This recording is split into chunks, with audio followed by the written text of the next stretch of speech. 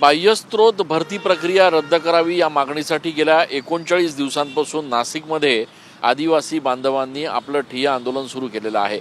आज देखील या ठिकाणी या आंदोलकांची भूमिका त्याच्यावरती ठाम आहेत।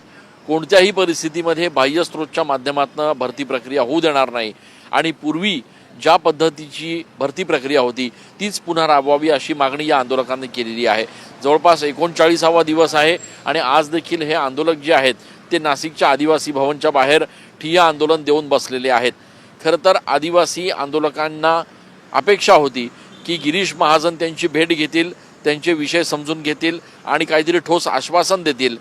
गिरीश महाजन यांनी जर भेट घेतली तर आपण सकारात्मक चर्चा करू असं देखील आदिवासी बांधवांनी म्हटलं होतं। मात्र आदिवासी बांधवांच्या या आंदोलकांच्या मागण्या ज्या आहेत त्या नियमाला धरून नाही आहेत असं कारण देत गिरीश महाजन यांनी आदिवासी बांधवांची भेट नाकारलेली आहे आणि त्यामुळे आता आदिवासी आंदोलकांचं एक पथक जे आहे ते उपमुख्यमंत्री एकनाथ शिंदे यांच्या भेटीला गेलेलं आहे, तर दुसरं पथक जे आहे ते राज्यभरातल्या आदिवासी मंत्र्यांची भेट घेते।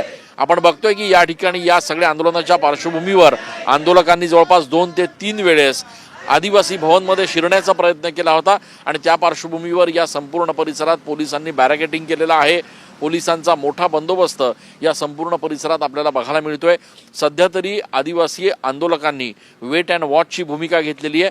मात्र येणाऱ्या 21 तारखेला राज्यभरातल्या सगळ्या आदिवासी संघटना एकत्र येऊन या आदिवासी आंदोलकांच्या पाठीशी ठामपणे उभे राहतील आणि नाशिकमध्ये एक भव्य मोर्चा काढला जाईल असं आंदोलकांकडून सांगण्यात येत आहे। दरम्यान या सगळ्या पार्श्वभूमीवर आता या बांधवांची नेमकी पुढची भूमिका काय असणार हे बघणं महत्त्वाचं आहे। कॅमेरा पर्सन खुशाल पाटीलसह मी चंदन पूजा अधिकारी, TV9 मराठी।